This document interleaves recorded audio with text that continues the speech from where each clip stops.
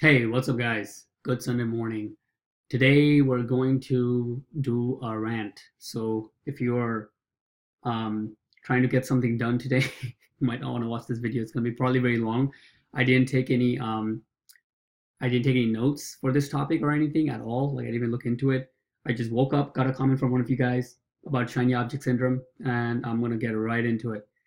Um, I was already thinking about like 2 days ago, yesterday, making some videos on mindset, um, because I did a good amount of videos that's like really practical. Go get a do this shit to get the results type videos. Now I want to come back to some mindset videos, personally because I enjoy this more, right? Like like my time is coming to start selling and going hard. February 1st, it's almost there. So the stuff I'm doing to gearing up is really like mindset. A lot of it is mindset. It's going through, it's taking walks, pacing back and forth, writing down things in my journal. Like yesterday, like this is what I was doing. I would pace back and forth like 10 times, and I come write one sentence. It's just, this is the type of stuff I do to get ready. And I will take you guys through this a little bit as much as I can, blend them together through this vehicle of one idea, which is shiny object syndrome.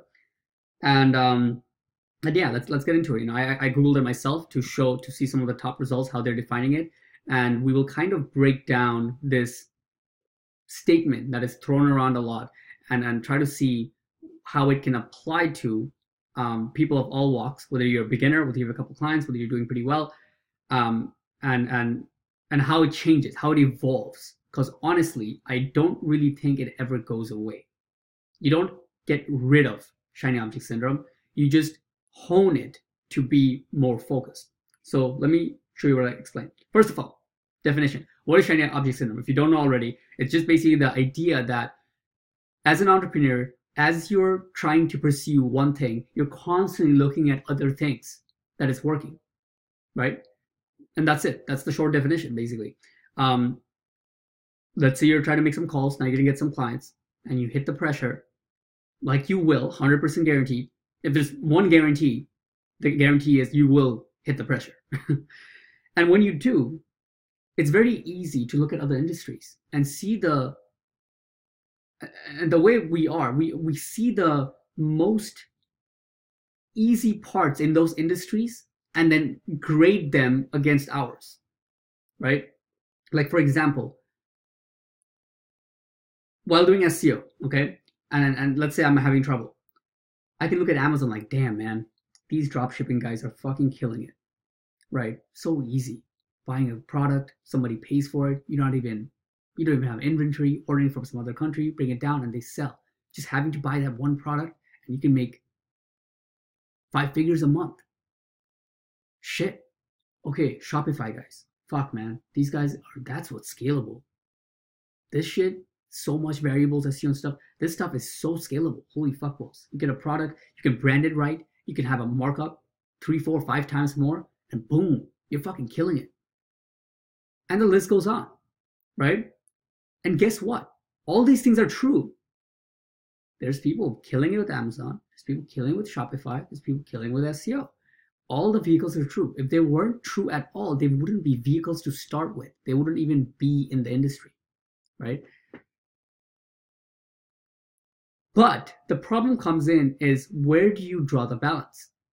How do you become a person that's going to really go at it with a certain level of commitment so you're not constantly changing and jumping ship, not giving any idea a proper try? Where do you got the balance? And that's what we're going to break it down. Now, one thing I want to say before we get into this digging through is this. Understand that shiny object syndrome in a lot of ways is something that entrepreneurs have to start with, right? So don't think of it as all bad, right? Like understand this.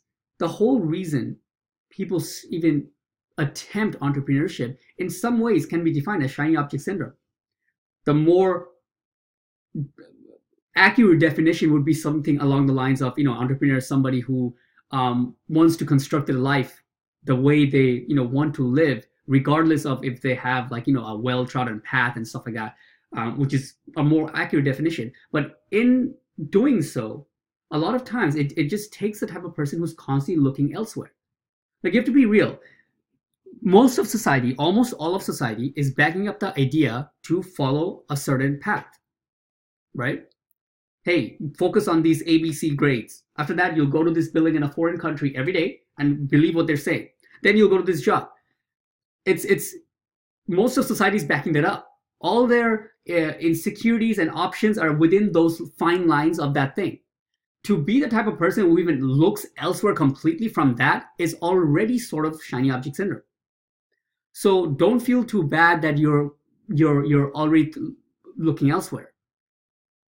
It's could be about honing down that desire to constantly shift and giving it a level of maturity that allows you to use it as a power, right? So I hope that makes sense, because I really think that's what it is. I don't think it really ever goes away, shiny object syndrome. You just grow with it to understand who you are and really your deeper intentions behind doing what you want to do. We'll get into that at the end of this video. And yeah, so let's see. All right, let's get into it. So I Googled it, guys, and just opened up a couple of tabs. I was glancing through these websites a little bit to see what the real definition is anyways. And what's funny is the top definition, the top thing, entrepreneur.com, it's so crazy because I didn't type in anything to do with SEO, right? Like, this is shiny object syndrome. This is just the term, right? But look at this, what it says. Okay, at its core, shiny object syndrome is a disease of distraction. Man, they make it sound so bad. Fuck, disease. And affects entrepreneurs specifically because of the qualities that make them unique. Blah, blah, blah. You go down. Inability to finish projects. When you're excited about a new project before the first one is complete, you may jump ship before you can see the meaningful results. For example, if you invest in an SEO strategy for a month or two, then switch to different strategy altogether, you'll never get to see the long-term benefits of maintaining an SEO strategy. This is so funny. Why are they bringing up SEO here? It's kind of ironic, right? But so true. So in definition, it's pretty much close to what we, like, I just want to make sure what the top things are defining as is pretty close to what our industry considers it to be, and it is, right? So let's break it down. And the best way I think I can give you guys some context and blend my experience into this entire topic is by sharing with you different stages, the type of shiny object syndrome I had at different stages of the journey. So let's bring it back to me. Let's go back to last year. Okay, 2017, in the beginning, right? If you watch my videos, I had massive shiny object syndrome starting out. I came back from my country. There was like just literally like end of January 2017, and I was like, all right, I know what I want to do. While I was in my country at my free time and stuff like that, I was watching these videos. At that time, I was watching Alex Becker's Free Academy. There was like Gregory Ortiz in there and stuff like that. And I was like, I was getting really drawn into it, right? And when I got here, I was like, fuck it, I'm gonna go for this. I'm gonna do this entire digital marketing shit. And I started off dabbling. I didn't start off just SEO. I was trying to learn SEO. I was doing a little bit of Amazon on the side. At that time, I was selling baby products, trying to make this store. I still have the store, and I get emails from it for some weird reason. Like, your funds may be delayed. Of this like time it got stuck with my card, and it's been emailing me once a month ever since, or something like that, where I sold like 1 or 2 products but never collected the payment because SEO started working. So we'll get into that. But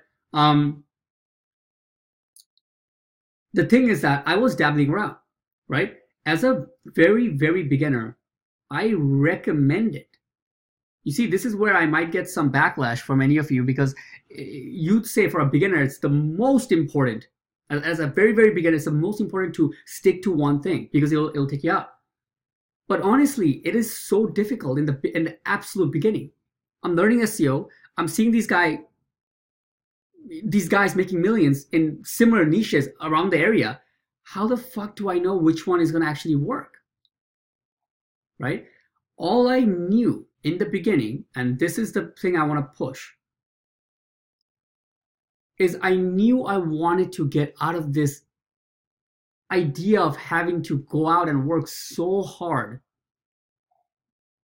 to make a living, right? That's the sentiment I came from. I shared this in videos before. I journaled about this countless times. Even though I was doing okay at my job, selling life insurance and stuff like that, and I knew, and even the managers believed in me, that if I kept going, I would be, one of the top salesmen, whatever. Like, I had the drive at the very least. I was questioning the entire end goal. That, okay, even if I got there, is this thing even worth it for me to spend my days, 6 days a week, knocking doors in cold winters? Like, there's got to be a way where I can make it easier. And the whole reason I got in this is because, initially it was to brand myself using digital marketing in life insurance. But then when I saw what's possible, I was like, holy fuck, balls. This is not just, changing a life a little bit. If this shit works, this changes the entire game. Like, if you look at the lifestyle people are able to have in our industry, it's fucking ridiculous, right? Like, it's insane. If you compare with what average people have to do, like the stuff we complain about, it's really like kind of like nitpicking, right? Like us being like, oh yeah, clients calling and stuff like that. We're really nitpicking compared to the average guy. The average guy doesn't even own his body. Like, he has to be somewhere else every day because another corporation owns his body, owns what he looks like, what he has to kind of dress code, all this shit constructed. And like, I won't go down that path, but that was where I came from, right? I didn't come from, just like I'm going to do SEO or anything. I came from the idea is that I want this shit. I see what people, I want this lifestyle. I want to construct my life in this fashion so I can have like this. And that's where I came from. So in the beginning, I was trying out multiple shit. And I tried out countless courses, right? I was learning SEO. Then like I had phases in SEO where I was like doing pay-per-call for a while, Callzoo or something. I took that course and then I got really into pay-per-call and I kind of like put SEO on the side for a while and just wanted to like scale that up and see if I can make it work there. But as I'm learning all those things, I was dabbling around. You could say, dude, you're not going to get any of those things to work because you're constantly having shiny object syndrome. But I think it's necessary in the beginning, right? So just wanted to, like I said, guys, I might be wrong. Maybe it is the way to shut everything off in the beginning and only focus on one thing. Maybe it is. But the sentiment I was coming from as a beginner, I would be lying if I was saying that I was super focused from day one. I wasn't. There's a reason it took me 8 months to get a client. It's because I was learning SEO and a bunch of other things at the same time and seeing what would take off. I was trying to do all of it at the same time, dabbling. And then guess what happened? One of them started to take off more. One of them was a clear winner. That's when I got a client, right? A little bit of pay-per-call was working. Yes, I have a couple clients. I was having trouble even getting them to pay me these little $50, even though I delivered them calls first. Then it wasn't really like, panning through. But then I got a client. The first foolproof SEO client was that $18.50 per month client, right? That's when I was like, boom, this pays all my fucking bills from one sale. And I was like, shit, it was a clear winner, right? Between Amazon or this stuff like that, that was a clear proof of concept for me. And that's when I would say you're out of the absolute beginner stage, right? And shiny object syndrome shifts. You see how that happens? It's really like crazy, right? And it shifts because now out of the things you're dabbling, you have one thing that is works. Now I'm in it. Now the game is on. I have one client. My bills are paid. Everything. Like, it was crazy, right? Like, I can pay my rent and my food and everything that I would have to pay for and do this thing for this guy. So now what? Now it's the next stage, right? How do you scale this up? How do you go on? I mean, from then on, it's kind of like, for a lot of you guys, that's where the turning point is, right? It's really like your first one unit of success that changes your entire life.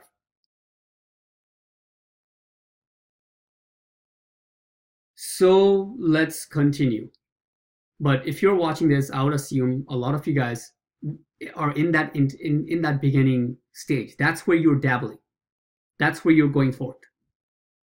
And before we move forward, I'll share one idea that can help you make this entire thing possible. So you make sure you hit that unit, whatever it may be. Forget about what the thing is, what the vehicle is, SEO, Amazon, affiliate SEO, whatever the vehicle is. To increase the chances of making that thing happen, that first unit of success happen, and make it happen fast, it massively helps to have the mindset of getting shit done at 200 miles an hour. It's just the way it is. You can call it pressure, because that is something that helps, not being able to pay your bills, stuff like that. All things being together, having the mindset where I'm going to do everything as fast as I can, as hard as I can, at the same time to make some of this work without just trying, right? I'm saying while you're trying and dabbling, I'm using the words dabbling, but by no means that should be the mindset. That can't be the thing that you tell yourself when you wake up in the morning. Today I'm going to, take some action and, dabble around in Amazon and see what I can do. If that's the case, nothing will work, right? As you are dabbling in that, that's what's happening. As you zoom out, you're dabbling. But in the day-to-day, as you're waking up, you're at war. You're at finding out what the fuck is going to work. Trying to learn SEO, trying to manage these products. Maybe you have a couple friends who's doing this, trying that, and you have to split your attention with 2 different partnerships while you're learning courses at the same time. There's so much shit going on. I mean, there's so much shit going on with even one industry, right? Imagine how much confusion there could be when you're trying to actually find out what's going to work for you in multiple things. It takes massive action. Understand that. Around that time, I was listening to this podcast by this real estate agent. I was even looking at real estate. I remember just like more for mindset, but trying to understand, because I knew in the commission world, real estate was the most, one of the biggest it can be to make a lot of money, right? And I was listening to, I think his name is Joshua Smith. Let me look at it. Maybe you guys want to check him out. I don't even know if he even makes videos anymore. But I remember a couple things this guy said, it just flipped the script for me when it comes to mindset. And this is the first time I'm ever giving him a shout out. It looks like he's still making videos, right? Let's see.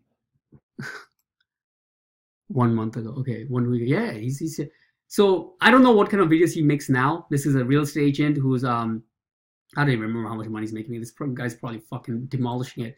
But that's one of the things he really honed down in me. Right? This entire mindset of, guys, make sure you're going 200 miles an hour. This is the words you'd use. You'd be like, if you are having a couple things that I think you used to use marketing strategy. If you're trying a couple things and you're gonna do all of them at the same time, make sure you're doing it at such a fast pace that you find out if it's the wrong path from you at a very short amount of time.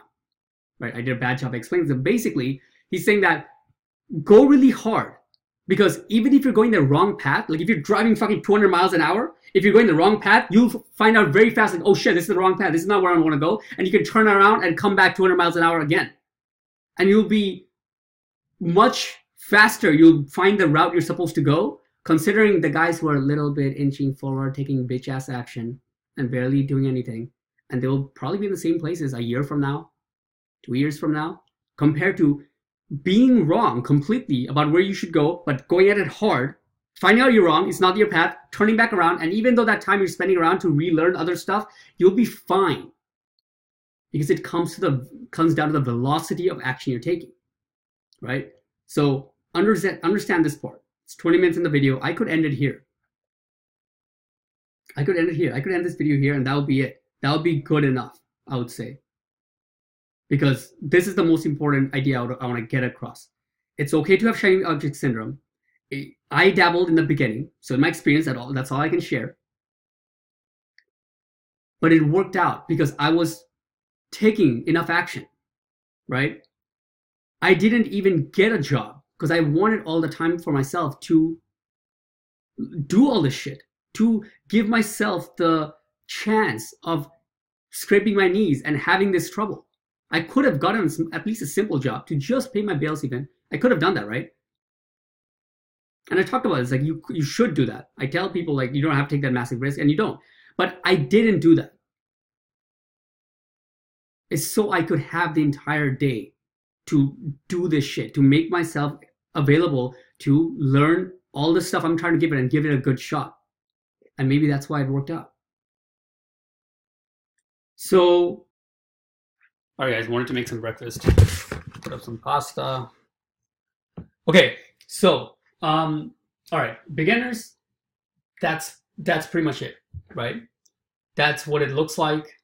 And that's the main mindset you should be having to get this shit done, right? Like, be okay with dabbling, see what's working for you, but then don't try, right? Give it your all. Don't just dabble and try and, just sort of take action. That's the biggest mistake you'll be taking. That is when it gets a mistake.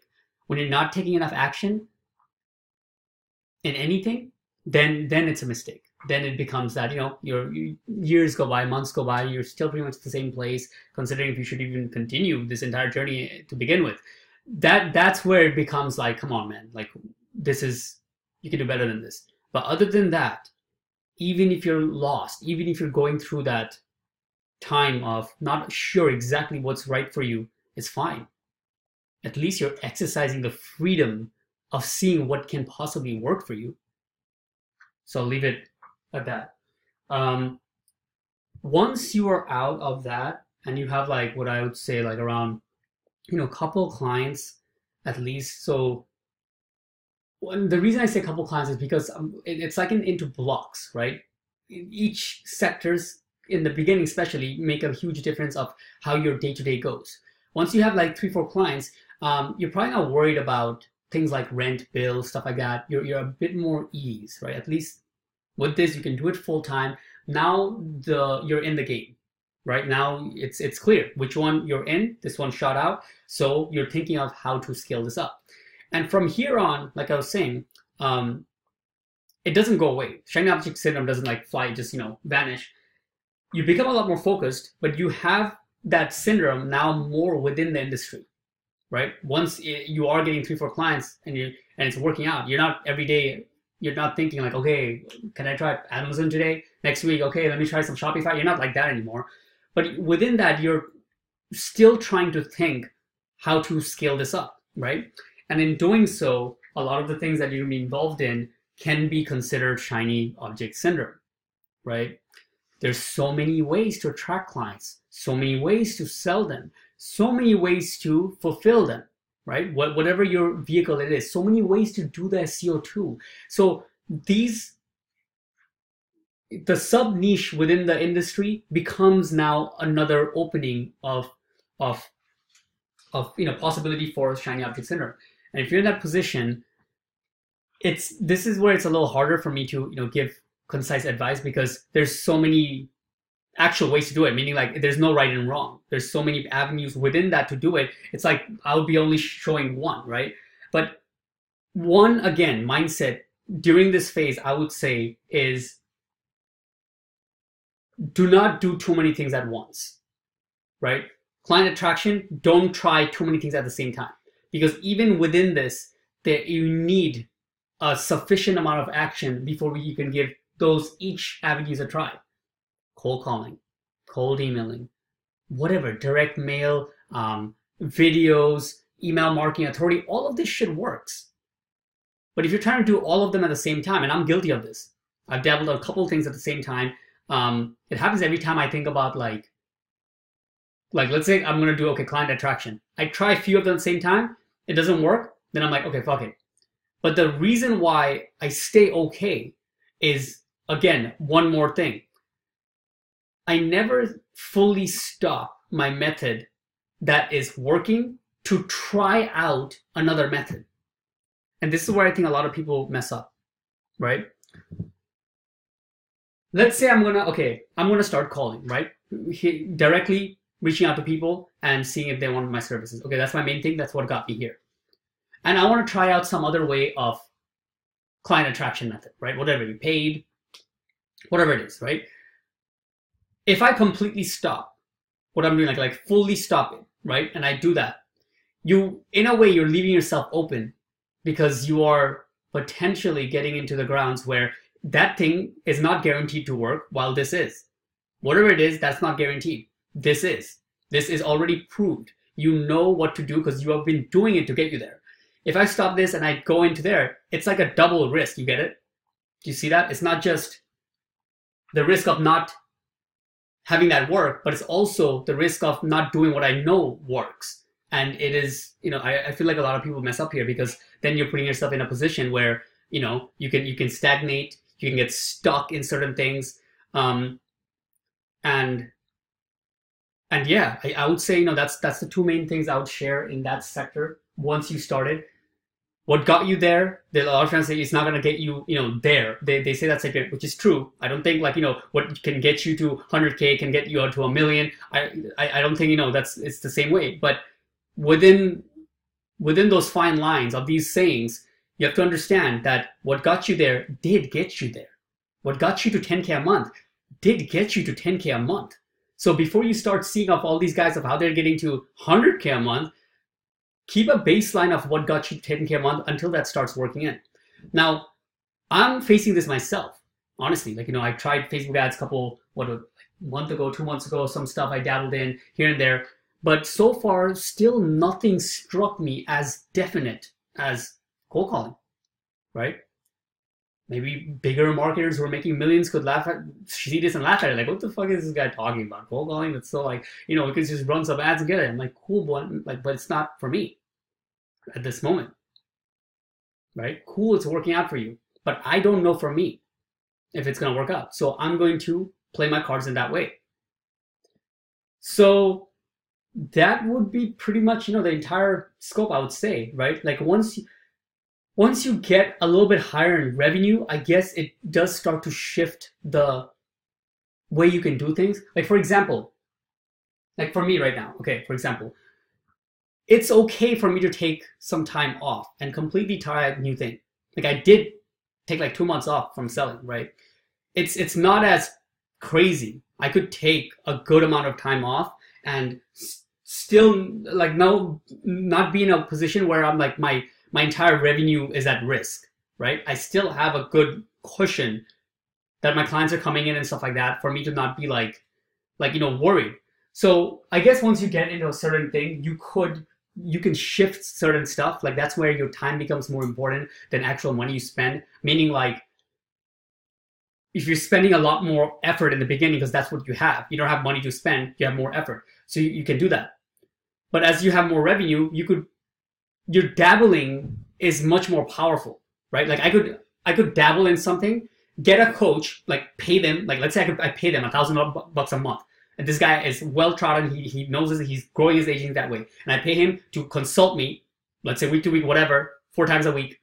So a lot of people who are doing stuff like that will help me out, show me exactly how to run these ads. And then I use money to make that happen. Now, instead of using time and going through all the beginner problems I could like fast pace that by using my revenue. You see? So things do shift depending on, kind of like certain pockets of revenue you get to. But once you get to that point, it's all, you're gonna be fine, right? Like, it's not like you're questioning about failure or success. You're already on your path. It's just about what avenue you take and how fast you scale it and things like that, which is, I don't think is a problem for most people. I think for most of you, the problem is that you're just not even off the ground fully, right? And for that, everything I said prior to this is the way to have it. All right. So let me see if there's any other thing, but I think that's pretty much it, guys. Hope that helps. Peace.